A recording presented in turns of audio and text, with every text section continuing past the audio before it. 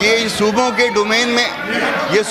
Domain में inter हुआ जा रहा है। ये इसको एज ए होल रिजेक्ट करें।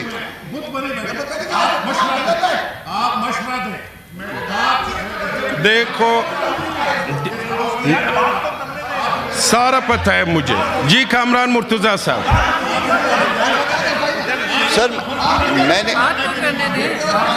मैंने 4 एतराज़ किए हैं सर इस बिल पे मेरे 4 एतराज़ात हैं। पहला ये है कि सूबों के डोमेन में इंटर हो रहा है, ये एज ए होल एतराज़ है। फिर उसके बाद सेक्शन 7 में मेरी अमेंडमेंट है। सेक्शन 7 में जो है ये दो एडिशनल मेंबर्स की बात की गई है। इस 2 मेंबर्स की जगह पे 4 मेंबर्स किए जाएं सब कुछ और ये 4 मेंबर्स हर सूबे की तरफ से एक कामरान मुर्तज़ा साहब। इसमें सूबों की रिप्रेजेंटेशन नहीं है। आप सूबों के इख्तियारात ले रहे हैं। ये सूबों को इस तरह से जो है वो आप प्लीज अपनी नशस्तों पे बैठे। Order in the house, order in the house. जी हाँ, ये इसमें ये पीका में नहीं, इसमें डिजिटल पाकिस्तान आप हर जगह पे सूबे का इख्तियार। मैं मौका देता हूँ, आप लोग अपनी नशस्तों पे बैठे। और ये भी मैं बताऊंगा कि मंजूर ने उधर वोट किया। हाँ, वालों की तादाद ज्यादा थी, मैंने पास कर।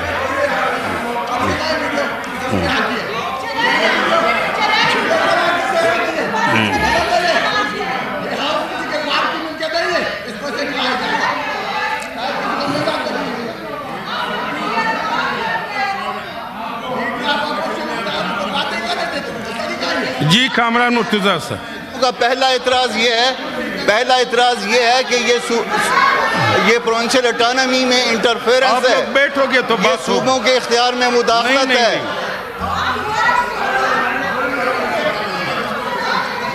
सर ये जो लेजिस्लेशन की गई है,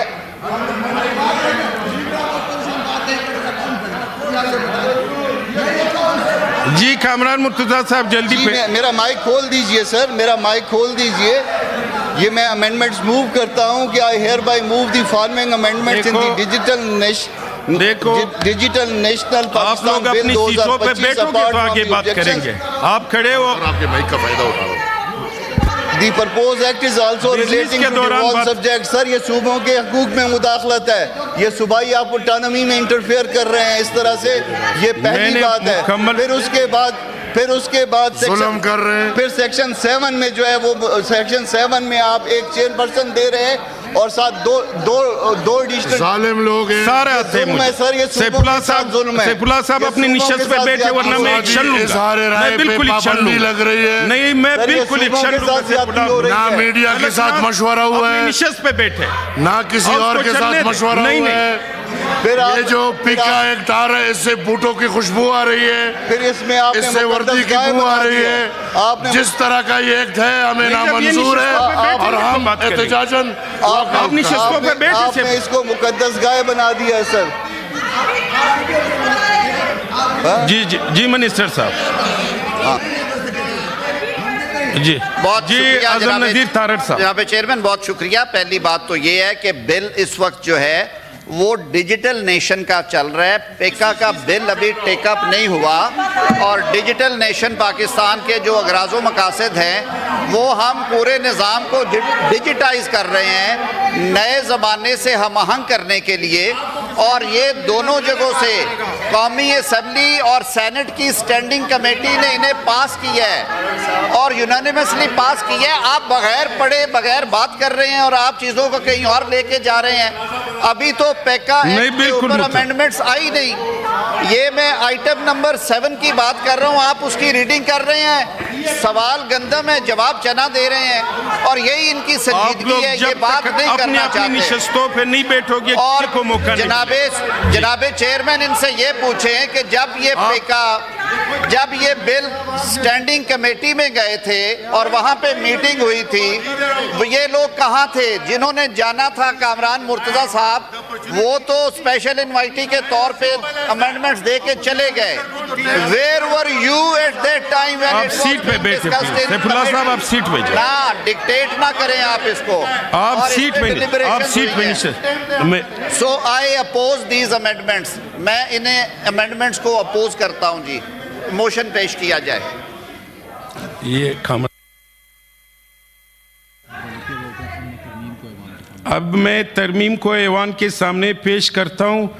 जो इसके हक में है वो आ में जवाब दे, जो इनके मुखालिफत में वो नहीं में जवाब दे। नई वालों की तादाद ज़्यादा है, तरमीम मुस्तरद की जाती है।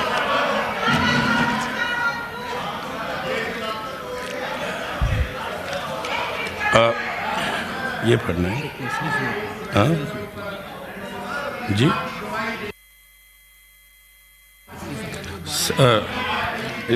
जी सवाल ये है कि शिक नंबर 7 को असल सूरत में बिल का हिस्सा बनाया जाए। जो इसके हक में है वो आ में जवाब दे, जो इसके मुखालिफत में है वो नहीं में जवाब दे। आ वालों की तादाद ज़्यादा है, शिक नंबर 7 को असल सूरत में बिल का हिस्सा बनाया जाता है। शिक नंबर 8 था 22, शिक नंबर 8 था 22 में कोई तरमीम नहीं है, लिहाजा मैं इनको ऐवान के सामने एक सवाल के तौर पर रखता हूँ। सवाल ये है कि शिक नंबर 8 था 22 को बिल का हिस्सा बनाया जाए। जो इसके हक में है वो आ में जवाब दे, जो इसके मुखालिफत में है वो ना में जवाब दे।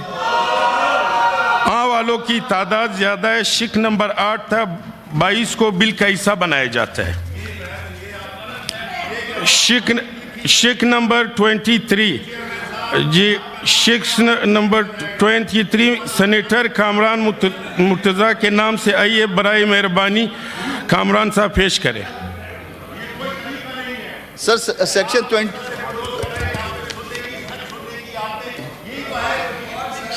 23 में जी कामरान मुर्तज़ा साहब, सेक्शन 23 में सेक्शन 23 में ये इसको मुकद्दस गाय बना दिया गया है कि इनके खिलाफ कोई दावा नहीं हो सकता, कोई प्रोसीडिंग इनिशिएट नहीं हो सकती। मैंने इसको ओमिट करने के लिए, इसको ख़त्म करने के लिए मैंने अमेंडमेंट्स पेश की है सर। और अमेंडमेंट ये है सर कि इन दी सेड एक्ट सेक्शन 23 मैं एक्शन लूंगा आपके खिलाफ। बिल्कुल, ये आखिरी वार्निंग है, आप अपनी सीट पर बैठे। किसी को मुकद्दस गाय ना बनाएं।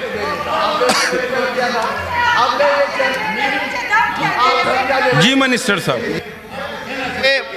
इस तरह की जो इंडेमनिटी की क्लॉज है, मैं कामरान मुर्तज़ा साहब भी मौजूद हैं और वकला भी हैं, ये कम अज़ कम 300 और कवानीन में है। ये आप जब गुड फेथ में उस कानून पे अमल दरामद के लिए काम करते हैं तो इंडेमनीफाई किया जाता है कि उनके खिलाफ उस हवाले से कोई प्रोसीडिंग्स नहीं होंगी।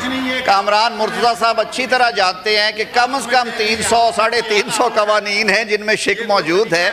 लिहाजा मैं इस तरमीम की मुखालफत करता हूँ और सेक्शन 25 को तरमीम को मुस्तरद करते हुए पास करने की इस्तदा करता हूँ। जी सेनेटर कामरान मुर्तज़ा साहब की तरमीम कायदा 106 पैराग्राफ 8 के तहत काबिल कबूल नहीं है, लिहाजा ये तरमीम मुस्तरद किया जाता है। जी सवाल ये है कि शिक नंबर 23 को हिस्सा बनाया जाए। सवाल ये है कि शिक नंबर 23 को बिल का हिस्सा बनाया जाए। जो इसके हक में वो आ में जवाब दे, जो मुखालिफत में वो नहीं में जवाब दे। आ वालों की तादाद ज़्यादा है, शिक को 23 को बिल का हिस्सा बनाया जाता है। देखो अक्सरियत पूरी दुनिया में हाउस में जिसके अक्सरियत है, आप हमें नहीं बताए, आप इस तरह बात नहीं कर सकते। जी जी, शिक नंबर 24 था 28, शिक नंबर 24 था 28 में कोई तरमीम नहीं है, लिहाजा मैं इनको ऐवान के सामने एक ही सवाल के तौर पर रखता हूँ।